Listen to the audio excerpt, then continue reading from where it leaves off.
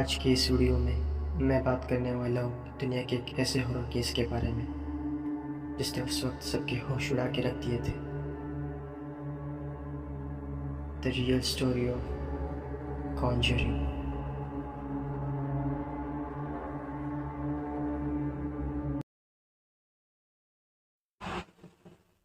बात 1970 की है। सर्दी का मौसम था। एक आदमी अपने परिवार को लेकर एक नए घर में रहने के लिए जाता है। उस आदमी का नाम था रॉजर पेरॉन और उसकी वाइफ का नाम था कैरोलिन पेरॉन। उनके परिवार में उन्हें 5 बेटियां भी थी जिनके नाम थे एंड्रिया, नैन्सी, क्रिस्टीन, सिंडी और अप्रैल। जहाँ वो लोग रहने के लिए जाते हैं वो जगह रोडे आइलैंड में है। जिस घर में वो लोग रहने के लिए जा रहे थे वो घर बहुत ही बड़ा था, लगभग 200 एकड़ में फैला हुआ था। इस घर को 1736 में बनाया गया था।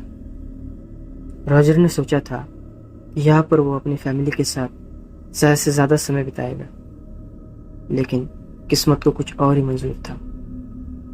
जब रॉजर और उसकी फैमिली वहां पहुंचे तो उन्हें वहां पे एक अजीब सी फीलिंग महसूस होने लगी। उन्हें वहां पे अजीब सी स्पिरिचुअलिटी का एहसास होने लगा। लेकिन इन सब चीजों को नजरअंदाज करते हुए वो लोग घर में एंटर करते हैं।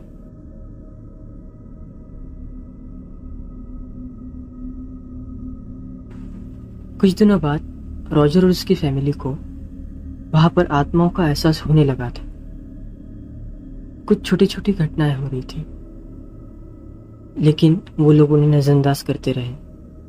अभी तक उस घर की आत्माओं ने इस फैमिली के किसी भी मेंबर को कोई नुकसान नहीं पहुंचाया था।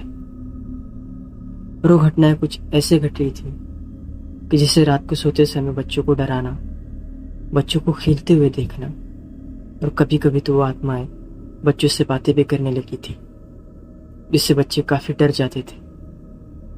कुछ दिनों तक यही सब चलता रहा। समय बीतता गया और अब घटनाओं का सिलसिला और बढ़ता गया। जहाँ पर उस परिवार की लाइफ अच्छी खासी चल रही थी, वहां पर समय ने एक नया मोड़ लिया। अब उस परिवार को वहां पर अजीबोगरीब आवाजें भी आने लगी थी और अलग अलग कपड़ों में आत्माएं दिखने लगी थी।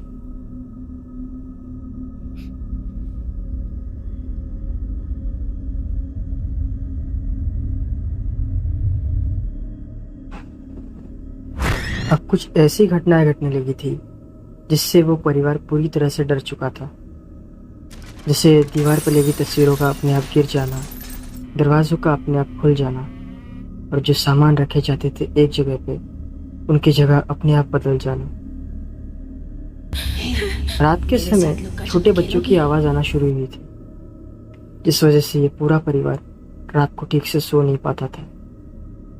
अब रॉजर और उसकी फैमिली को बहुत ही ज्यादा डर लगने लगा था, लेकिन अभी भी उस फैमिली के किसी मेंबर को उन आत्माओं ने कोई नुकसान नहीं पहुंचाया था। लेकिन अब जो होने वाला था, शायद वो लोग इस बात से बिल्कुल अनजान थे। अब उस घर में कुछ ऐसी आत्माओं का आना शुरू हुआ जो बहुत ही ज्यादा भयानक और खतरनाक थी, जिसमें से एक आत्मा का नाम था बत्शेबा। बत्शेबा ने रॉजर और उसकी बच्चियों को छोड़कर उनकी माँ कैरोलिन को अपना निशाना बनाया। रॉजर की पत्नी को वो आत्मा बहुत परेशान करने लगी थी। अब बत्शेबा की आत्मा कैरोलिन को फिजिकली रूप से चोटें पहुंचाने लगी थी। कैरोलिन का ये वक्त बहुत ही ज्यादा मुश्किल भरा था, क्योंकि वो आत्मा कैरोलिन को रात भर सोने नहीं देती थी और उसे रात भर चोटें पहुंचाने लगी थी। एक दिन बत्शेबा की उस आत्मा ने कैरोलिन जब सो रही थी तो उसके बेड को पूरी तरह से घुमाया और आधी रात को कैरोलिन को जोर जोर से घर से बाहर निकलने के लिए कहा। और ऐसा कहते वक्त बत्शेबा की आत्मा ठीक कैरोलिन के ऊपर बैठी थी। रॉजर की वाइफ कैरोलिन ने बताया था कि बत्शेबा की आत्मा बहुत ही ज्यादा डरावनी थी। उसका सर एक तरफ लटका हुआ था, जैसे कि मानो किसी ने उसका सर मोड़कर तोड़ दिया हो। वो आत्मा कैरोलिन को सुई जैसी शार्प चीजें चुभोती थी। अब धीरे धीरे सब कुछ बंद होने लगा था। उस आत्मा ने कैरोलिन को नुकसान पहुंचाना भी बंद कर दिया था। लेकिन कैरोलिन को यह पता नहीं था कि बत्शेबा की आत्मा अब उसके शरीर में एंटर करने लगी है। कैरोलिन का सर तेजी से दर्द करने लगा था। उसका शरीर टूट रहा था। उसे बुखार जैसी कई प्रॉब्लम्स क्रिएट होने लगी थी। कैरोलिन के शरीर में उस बत्शेबा की आत्मा ने अपना पूरा कब्जा जमा लिया था। अगर हम बत्शेबा की लाइफ स्टोरी की ओर चले तो इसकी एक बॉर्डर दूसरे से काफी मिलती है। 1812 में रोडे आइलैंड में बत्शेबा थेयर का जन्म हुआ और उसके ठीक 51 ईयर्स के बाद 1863 में बत्शेबा ने शादी की।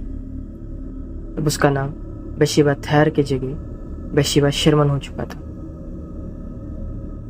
बत्शेबा अपनी शादीशुदा जिंदगी बिताने के लिए इस घर में आई थी। उसका एक बेटा था और ऐसा कहा जाता है कि बत्शेबा के 3 और लड़के थे जिनकी मौत बचपन में ही किसी न किसी वजह से हो गई थी। इसकी वजह से उसके फैमिली मेंबर्स ने उसे घर में रहने के लिए मना कर दिया था। उनका कहना था कि बत्शेबा एक डायन है जो काला जादू करती है और इसी के चलते उसने अपने बच्चों की बलि दी थी। ऐसा इसलिए भी कहा जाता है क्योंकि बत्शेबा की एक लड़की थी जिसकी मौत उस पर सुई चुभोने से हुई थी। उसके माथे पर राख भी लगी थी। उसके गले में फूलों की माला थी। पुलिस ऑफिसर्स ने इन्वेस्टिगेशन की लेकिन बत्शेबा के खिलाफ कोई भी एविडेंस नहीं मिला था। कुछ समय बीतने के बाद 1885 में बत्शेबा ने अपने आप को फांसी लगा ली। लेकिन ये आज तक कोई नहीं जान पाया है कि बत्शेबा ने अपनी जान क्यों दी थी।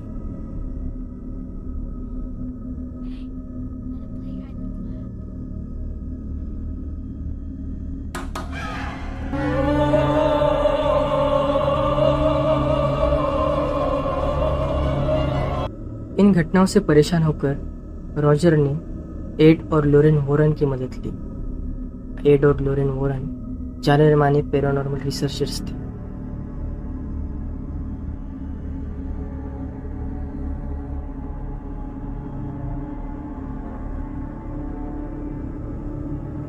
वॉरेंस ने बहुत लोगों को आत्माओं के चंगुल से बचाया था।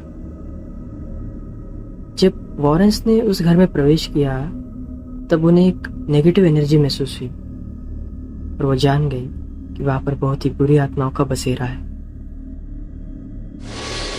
In the name of Jesus Christ, I command you to reveal your identity.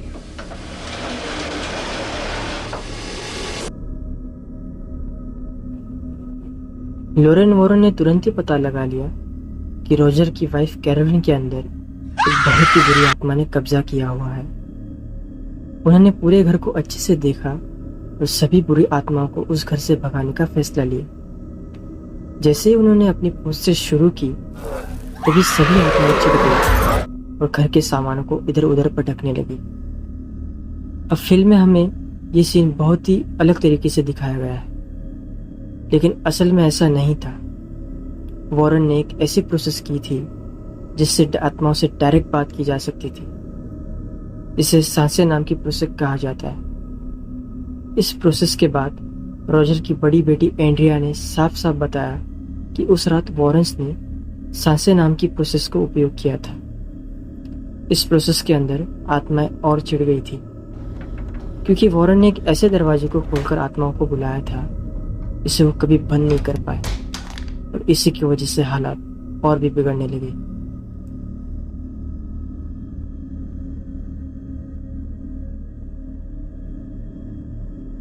Warrens ने रॉजर को ये घर छोड़ने के लिए कहा, लेकिन फाइनेंशियल कंडीशंस कमजोर होने की वजह से रॉजर और उसकी फैमिली इस घर को छोड़ नहीं पा रहे थे, जिसकी वजह से इन्होंने इस घर में 7 साल बिताए और 7 साल बाद उन्होंने इस घर को छोड़ दिया और जॉर्जिया में एक नया घर लिया और अपने परिवार के साथ वहां चले गए। लेकिन इनकी बदकिस्मती ये थी कि जॉर्जिया में भी इनकी फैमिली को इन आत्माओं से छुटकारा नहीं मिला था। कुछ ना कुछ घटनाएं घटती रहती थी। 2011 में एंड्रिया ने इस इंसिडेंट पर एक किताब लिखी जिसका नाम house of darkness house of light है। 2013 में इसके मुंह पर एक मूवी बनी। इसका नाम है द कॉन्जरिंग।